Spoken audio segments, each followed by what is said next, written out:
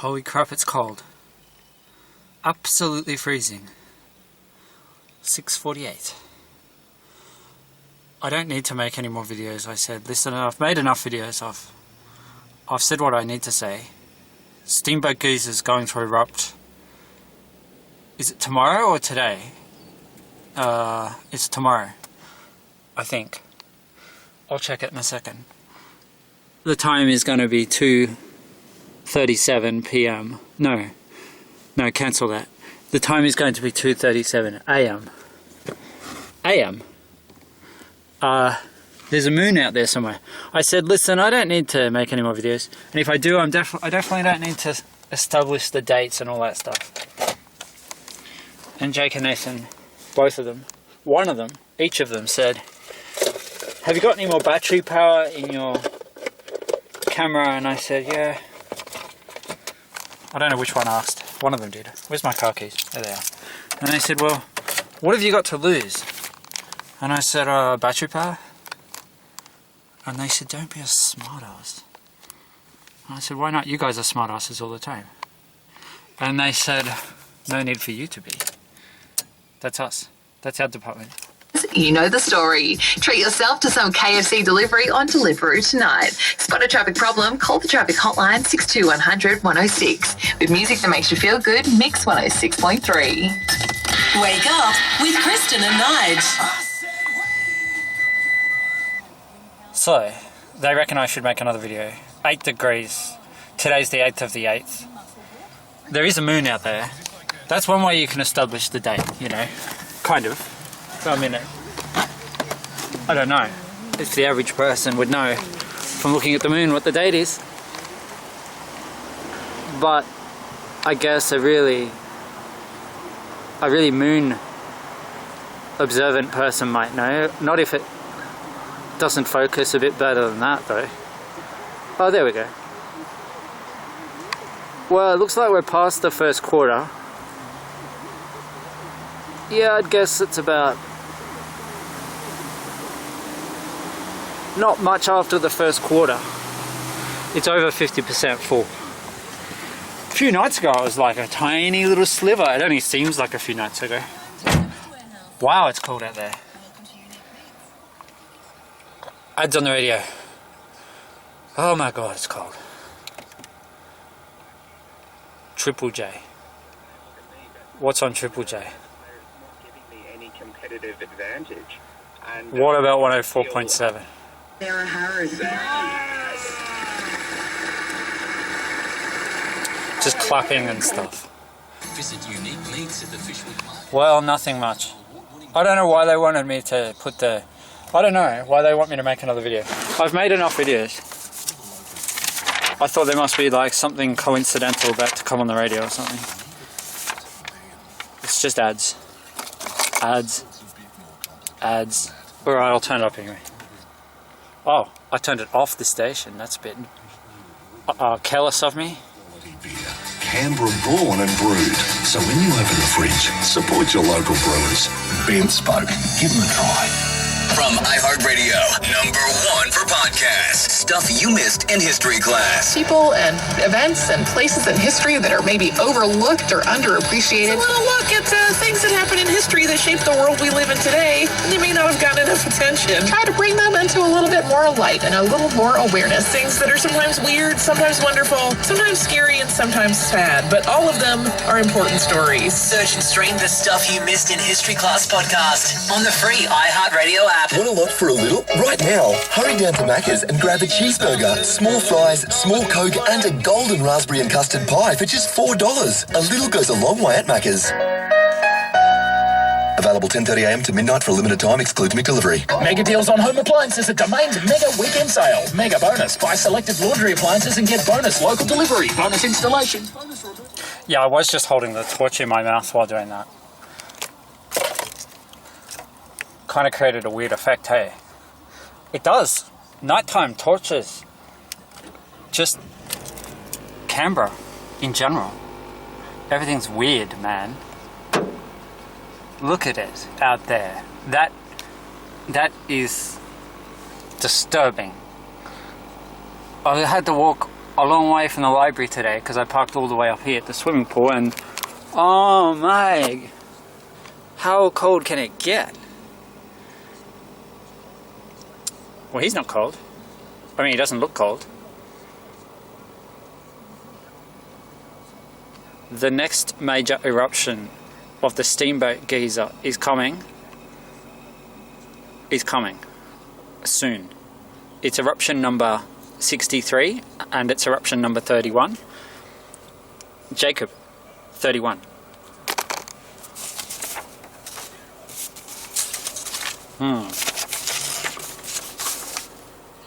Well, that's pretty much all you need to know. I'll turn the radio back up. The team that gives you more. Visit mej.com.au. The Wilco Show with Courts on Mix 106.3.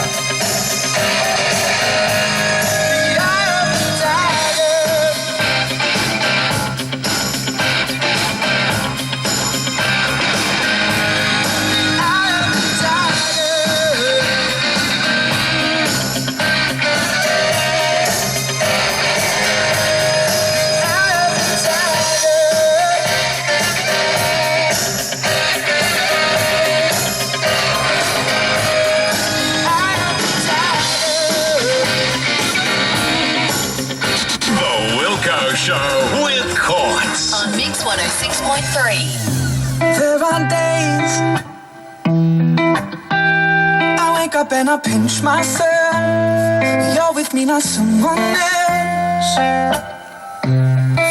scared, yeah, I'm still scared. That is all a dream. 'Cause you still look perfect as days go by. Even the worst ones, you make me smile. I'd stop the world if it gave us time. 'Cause when you love someone, you open up your heart. When you love someone, you make room. If you love someone and you're not afraid to lose them, you probably never loved someone like I do. You probably never loved someone like I do. When you say you love the way I make you feel, everything becomes so real. Don't be scared, no, don't be scared. 'Cause you're all I need. And you still look perfect as days go by. Even the worst ones, you make me smile. I'd stop the world if it gave us time. 'Cause when you love someone, you open up your heart. When you love someone, you make room. If you love someone and you're not afraid to lose them, you probably never loved someone like I do. You probably never loved someone like I do. All my life, I thought it'd be hard to find the one till I found you. And I find it bittersweet. 'Cause you gave me something to lose. But when you love someone, you open up your heart. When you love someone, you make room. If you love someone and you're not afraid to lose them, you probably never loved someone like I do.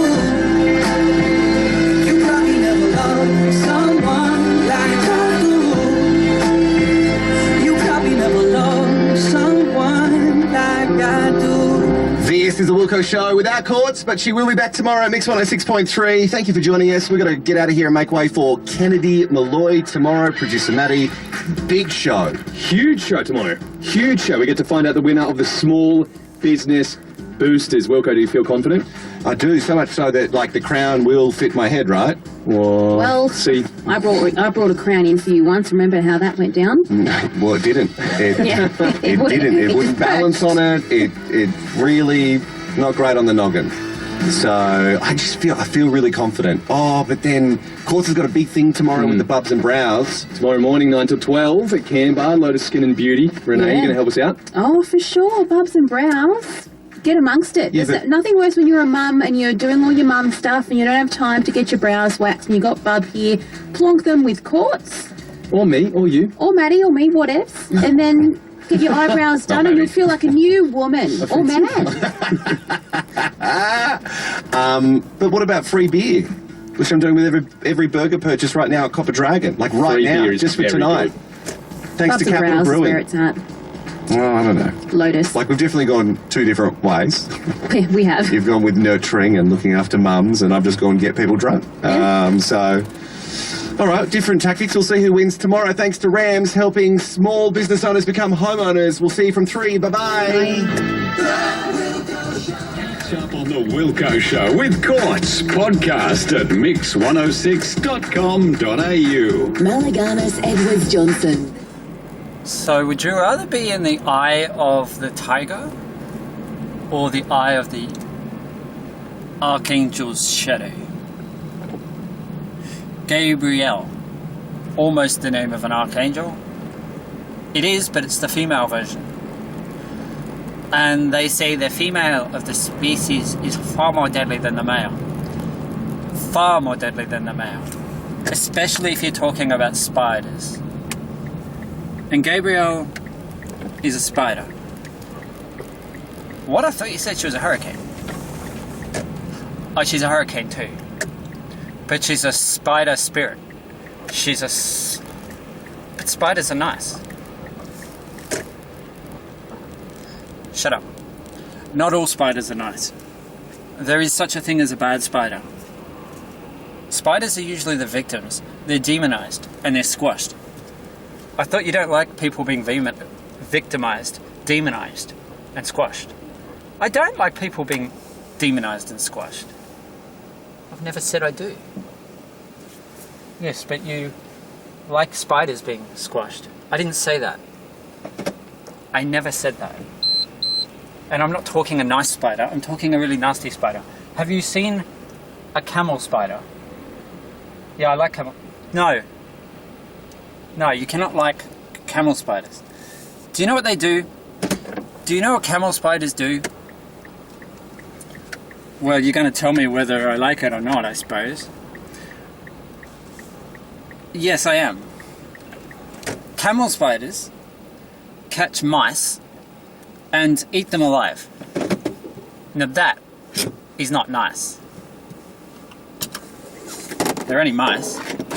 Ha! See? Now you're demonizing mice. I'm not. I'm just saying, you're writing them off as nothing. Mice are mammals, I think, and so are humans. And you care more about spiders than you do about mice. I didn't say that. You might as well have. So shut up, you've lost the argument. Wow. Wow, man. Hurricane Gabrielle. She's going to be vicious, cruel, and she's got the spirit of a evil spider. So she's going to pounce just when you think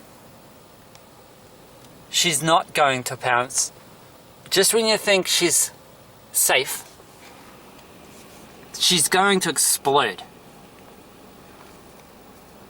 A deadly example of rapid intensification. Freakish, dangerous, extreme hurricane Gabrielle. And a killer hurricane. Agonizing pain, beyond agonizing, beyond excruciating. Reflecting what they did to this man in Singapore. This is what they did to him. They caned him with the Category 5 cane. The Category 5 cane isn't like the school cane, although the school cane is like nothing to laugh about. If you read Boy by Roald Dahl, he's got a description of how the English school cane was sometimes used as a weapon, an instrument of torture by sadistic headmasters, including the headmaster of Repton, who went on to become the Archbishop of Canterbury. He was the man who crowned the current Queen. Did you know he was a sexual sadist who used to thrash the living daylights out of boys aged 12, 13? He was. He wasn't honest. He wasn't even remotely honest about his liking for that stuff. No, he preyed on children. So what was he? A human spider. Venomous, evil, cruel, nasty, malicious, all-round horrible. All-round horrible guy. A spider. Not really a human. because he guess he thought he couldn't be.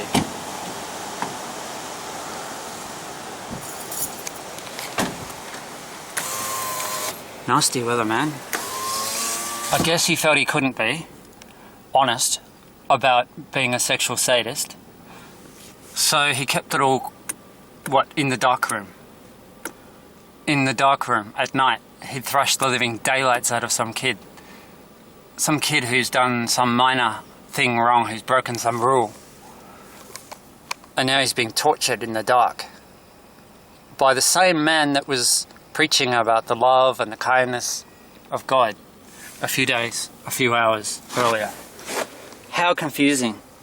Not just for him, but for other kids. Kids who heard the description of what he'd done to another kid.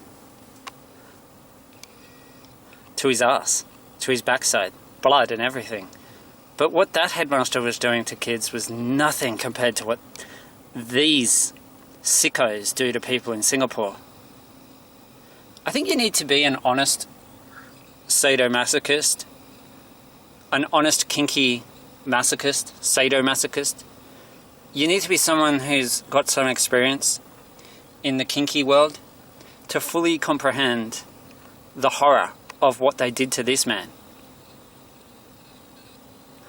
When you cane someone and your objective is to swing the cane as hard as it's possible to swing a cane, to choose a caner who can do it with as much force as it's possible for a human being to swing a cane, that's your objective. Every stroke needs to be just as hard. Like, seriously.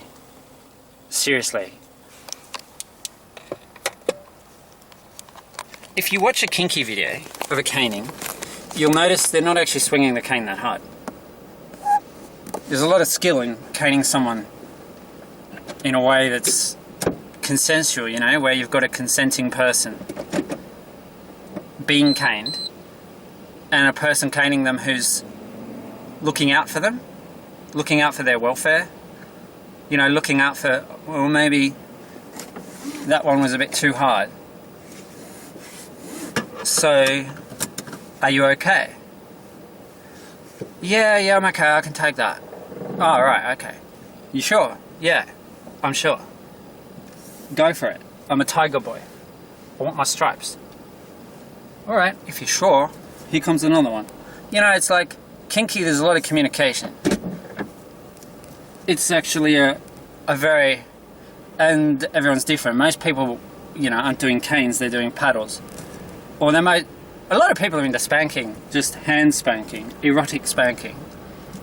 Low pain stuff. Heaps of people are into that. Foreplay, you know, erotic foreplay before sex.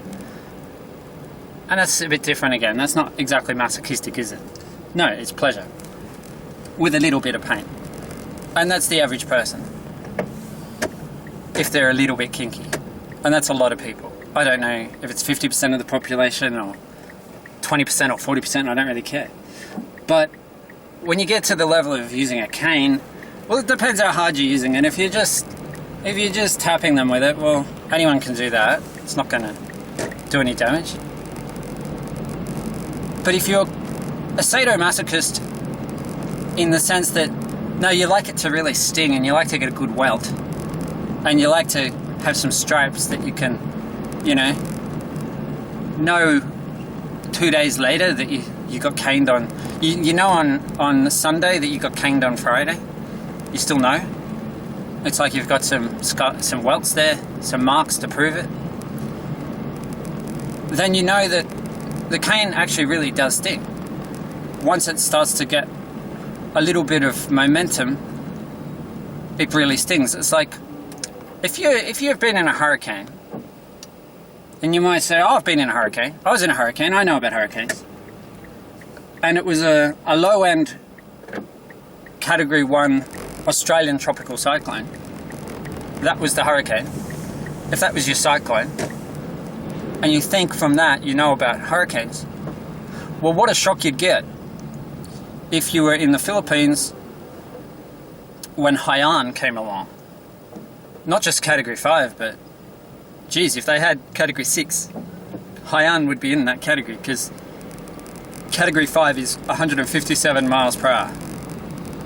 Now the cane, in Singapore, they've estimated the speed of that cane, the average speed of the cane, of a swing of the cane, by those caners who are chosen for their ability to swing a cane really hard and with accuracy, because you could not apply it to exactly the same place repeatedly without doing horrific damage.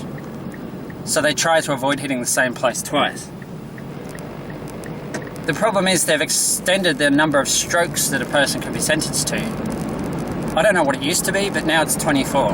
That's the maximum. Keep in mind that each stroke is 160 kilometres an hour.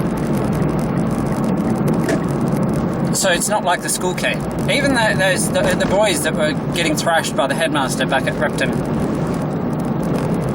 back in the day. I guess the cane was travelling well under, I don't know how fast it was going, but probably no more than about 50 kilometres an hour. At a totally random guess. I have no idea, to be honest. It was nothing though compared to in Singapore. I wish I'd not watched the video. I watched a video of... I thought...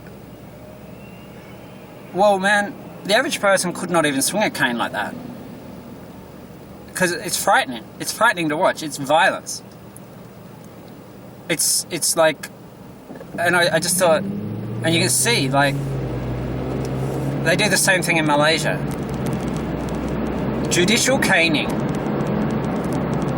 What it actually is it's maiming. Roald Dahl said the canings that he remembers himself getting and other kids as a child, he said it wasn't just a few tickles. It wasn't just tickling. And I know Roald Dahl would agree with me 100%. I know he would. He's dead, so he can't. But he would. I guess he can. Nathan and Jake are agreeing with me, so Roald Dahl, I reckon he's giving me a thumbs up too, saying yeah. Yeah. It is not discipline. It is torture. It is torture. It's maiming.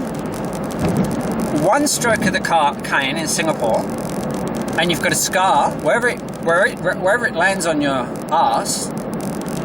You've got a scar in that line across your ass for the rest of your life. It's never gonna completely heal. You're gonna always have a scar because it disintegrates the skin on contact, and it's a big cane. So you're talking not just a little thin line, but the pain. One guy that was caned said the pain is beyond. He said if there's a word to describe pain beyond excruciating, that's what it is. So imagine feeling that extreme pain, agony, excruciating, unbelievable. You didn't know anything could hurt this bad, and that's one. You've had one stroke, and you're thinking there's 23 more to come. Now I don't know that they did cane him 24 times. The sentence was he was sentenced to 24 strokes of the cane and 20 years jail. The really sick part, they don't just torture physically in Singapore. It's like they really get off on torturing. They really do, mentally as well as physically. Because what they do is they sentence you to jail and caning, and then you're in jail wondering when it's going to happen. They don't tell you when it's going to happen. They just let you sit in your cell 22 hours a day in a cell with this guy who was given a bamboo mat, and that's it. Yi Ming Yun in a jail cell 22 hours a day with a bamboo mat, wondering when he's going to get this thrashing, this category 5 caning, and he only knows what he's being told by other prisoners, which is horror stories. He writes in a letter of appeal asking for his sentence to be reduced to 8 years jail and 15 strokes of the cane. I read about that. I read his words. What he said I thought was very honest and very brave, in a way. Brave of him to even appeal, I think. And he said probably, I don't have much hope of it succeeding, and I have no idea if it did or if it didn't, because after that, there's nothing more. There was attempted intervention by the British government. Ironic, because if you go back in time, it was the British who introduced the cane to Singapore, because it was once a colony. It was part of the British Empire. Caning was a big thing in Britain. Hence, Roald Dahl's experience as a child and all that stuff. And flogging was a big thing in England. Convicts were flogged. They came to Australia, they flogged them, they flogged Aboriginals. It was like flogging was just a big thing that the British did. It came from Christianity. And it was a punishment, you know, it was to put the fear of God into people. It was to deter people from offending. It was to make sure they could keep control of the crew of a ship, for example. Because you didn't want the crew running riot, mutiny and all that. So if someone misbehaved, you flogged them. And you flogged them so hard that no one else would dare even think about doing the wrong thing. You put the fear of God into it. So there's the fear of God and there's the love of God. Two very different things. And the fear of God has nothing to do with God. It's actually the devil. The devil's the one that rules through fear. And I got some bad news for you. The devil is not Satan. The devil is not Lucifer. And if you want proof, it's in the name Lucifer. Lucifer means light bringer. It does not mean bringer of darkness, it means light bringer. And Lucifer is a fallen angel of God. A fallen angel of God. Not the devil. What is the devil? Well, a good analogy is, if you've ever seen The Lion, the Witch and the Wardrobe, speaking of England, London, Edmund is Satan. There's a good clue as to the identity of who is who in Christianity, in the Bible. Edmund is Satan. He's the brat who, you know, gets himself into quite a pickle and can't get himself out of it. And the Queen delights in the fact that she gets to torture Edmund and kill him. Torture him and sacrifice him. Torture him and crucify him. Except Aslan steps in and says, no, you can kill me instead. You can torture me and kill me instead. Because Aslan doesn't want to see Edmund go through all that. Yes, he's naughty, but does he deserve to be tortured and crucified? No. Aslan says no. The Queen is all keen for it. So if you want to know who the devil is, the real devil, the evil one, Jadis is the devil. The Queen of Narnia, the White Queen, the White Witch. In primary school I was a goblin in the play. We did a play that had a similar sort of, it was a Christmas play, but it had a witch who reminded me of the Queen of Narnia. And I was a goblin. I was a little goblin boy, and it suited me because that's my personality. I'm a dark little goblin, but I'm not a bad one. I'm like that little guy in Harry Potter, you know, the cute one that dies and everyone cries. I'm like him because I'm a little bit dorky, and I kind of know about the dark side, but I know who's who in the whole picture of things, you know? And I know that people who torture No matter how they dress it up, no matter how they justify it, no matter how they label the victim and justify the torture and say, oh, well, he broke the law. Oh, well, he's a drug trafficker. Unless they're a serial killer, a sadist, a child killer, or a child rapist or something like that, then I don't really care. I'm not going to waste my time worrying about those types of people. Sorry, I'm not going to waste my time on them. But if it's someone like Yi Ming Yuan, who I can tell, I know at a glance that he's a good guy, and I think anyone with an ounce of empathy in them would know that what's being done to him is wrong. And so I look at all these people commenting, oh well, when in Rome, do as the Romans do, or else face the consequences. He did it with eyes wide open, knowing the consequence would be capital. So, no sympathy, sorry. When I read all these comments, I'm like, really? Are you guys for real? Are you for real? Because I always thought that the whole point of civilization, they talk about the Enlightenment, you know, like Christianity. Well, it was well after the Enlightenment that they were still flogging people.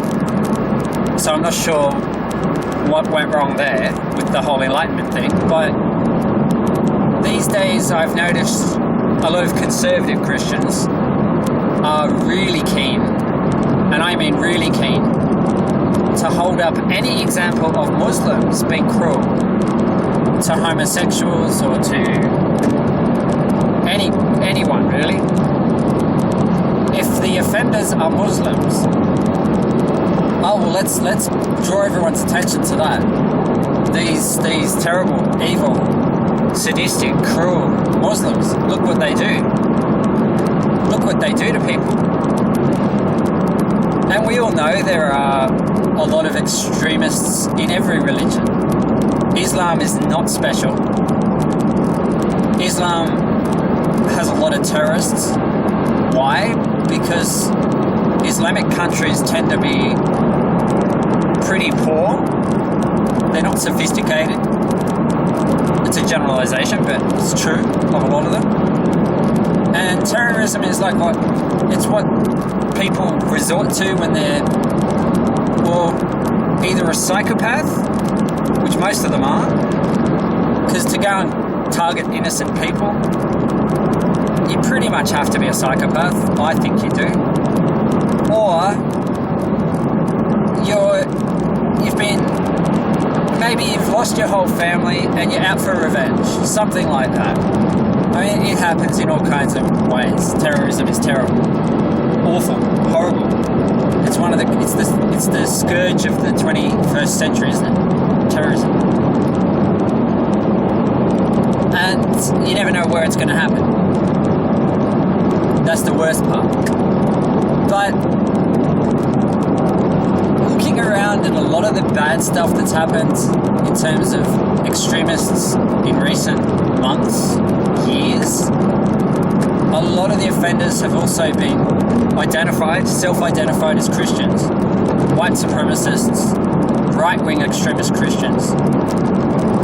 And I noticed a few of these conservative loudmouths who were waving the Islamic, oh look how bad the Muslims are. They didn't like people pointing out that offenders were identifying as Christians. So there's a bit of a double standard there, if you know what I mean. But what I was going to say is that I thought the whole point of being Christian was to be different to the old way of using the fear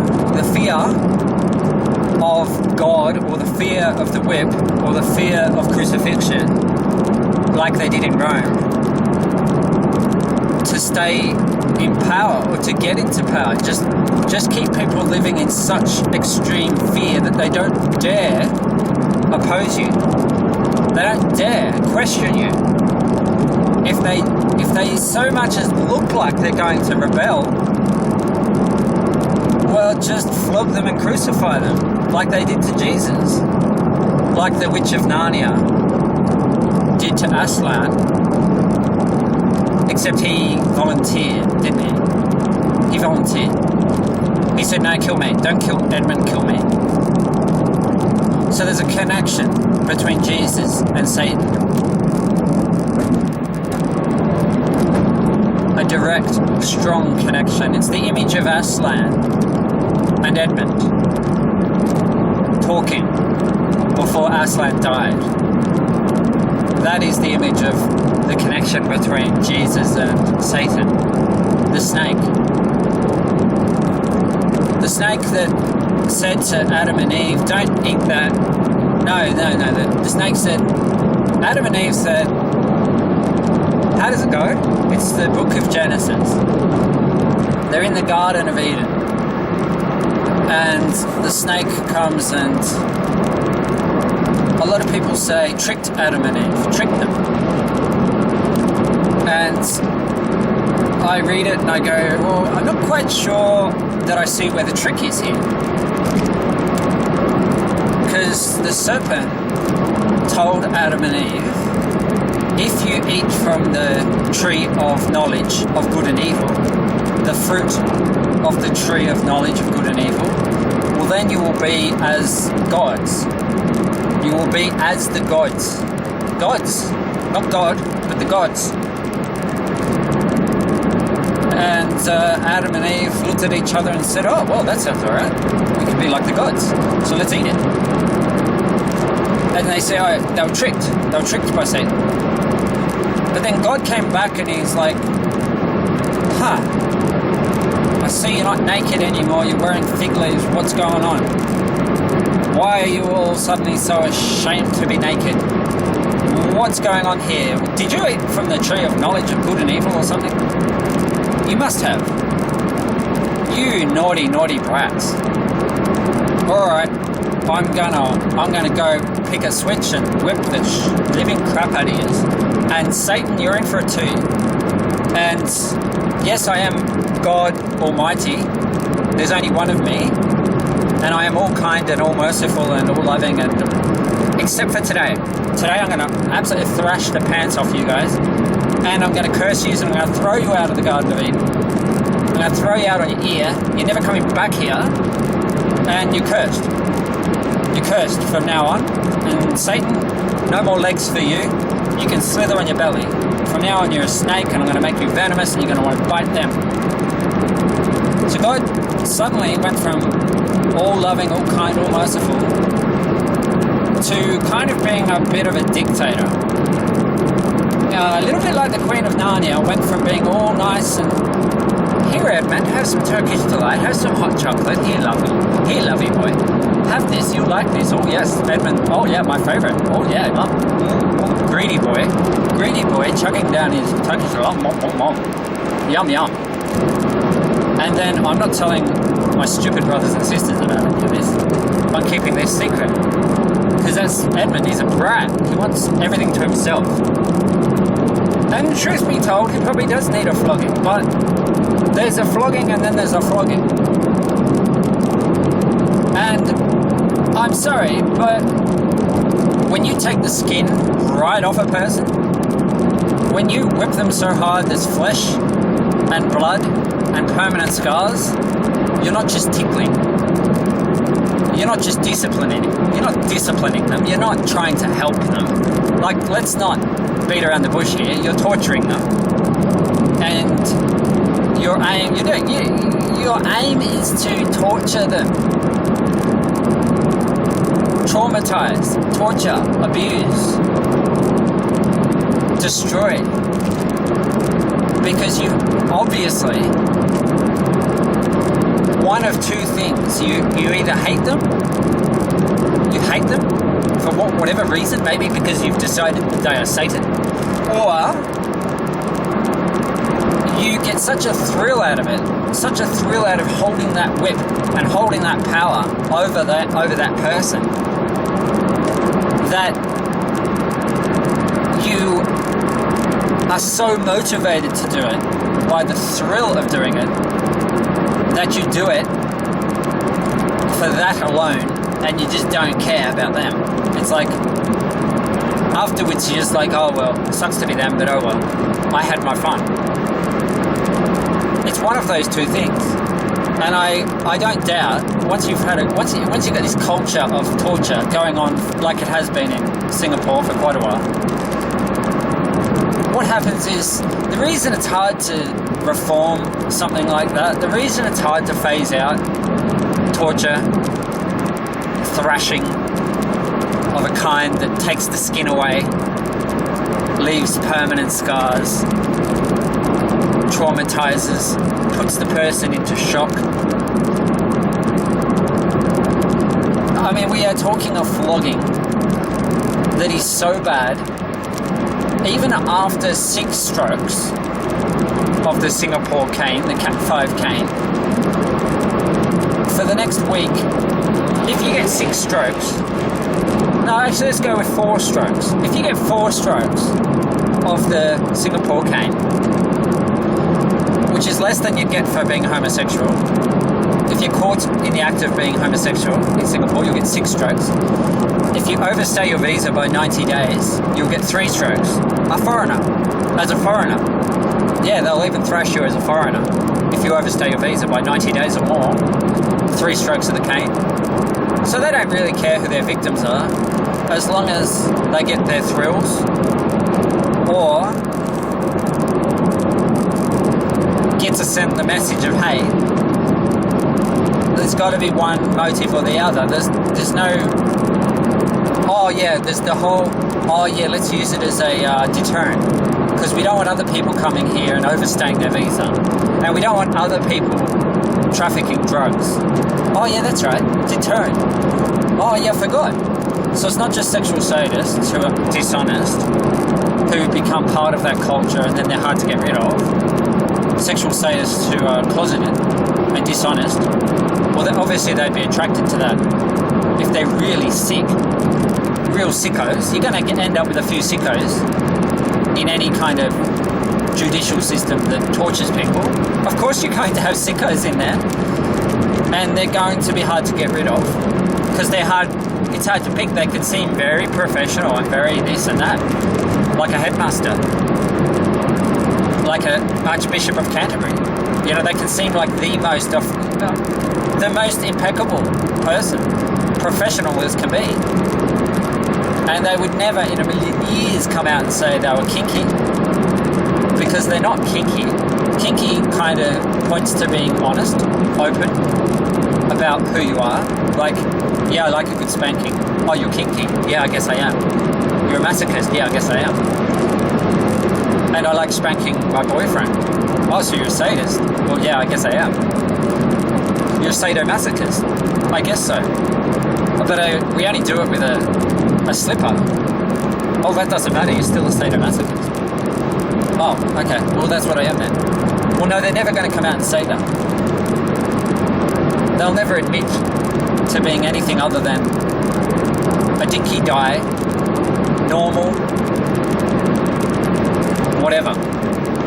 Aussie, English, Singaporean, whatever it is, whatever they identify as. I'm a normal Christian, I'm a normal Muslim, I'm a normal Aussie, I'm a normal American. I'm just a normal guy. It's really important to them that they are just seen as normal. Normal. I'm normal as can be. And everything's aimed at fitting in and blending in, and everything they do is to seem normal.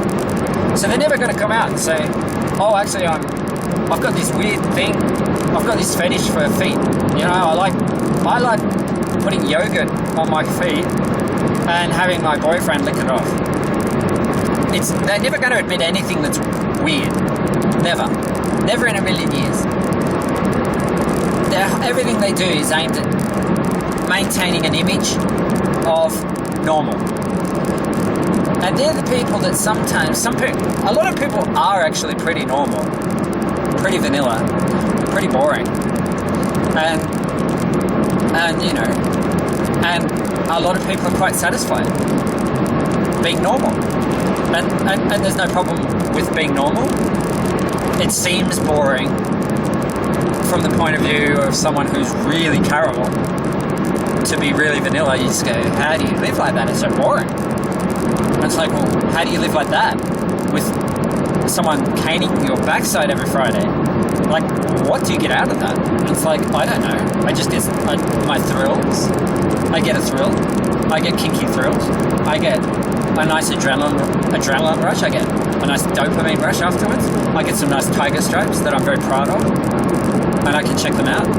Or my boyfriend can check them out. And it's like, oh, look at those. Oh, they look good. Oh, sexy tiger boy. They're never going to admit to anything weird. The ones that are in the closet, the ones that are often extremely weird, they've got a really big, weird thing they're really into, but at all costs they must hide it. And why is that? It's because society of every kind encourages people to be normal. It's just a human thing. Well, if you're an Aussie, you should be this, and you should be that, and you should not be this or that. And it used to be that if you're an Aussie, it's not real good to be gay. That's not a very Aussie thing to be. That's changed in Australia. Now it's fine to be gay in Australia, which is great. It's changed, and it's changed in a lot of places. Obviously, it has not changed in Singapore. It's still illegal to be homosexual. So they haven't come out of the cave of darkness that they were taken into by none other than Great Britain back in the days of darkness. Back when, I guess, Edmund was hiding in the closet and Aslan was dead and no one knew what to do. And Hitler was bombing everything. And it turned out Hitler was really, really weird as well, but you can't say he was kinky because he didn't tell anyone. He wasn't honest, and therefore he became exceptionally weird and surrounded himself with exceptionally weirdo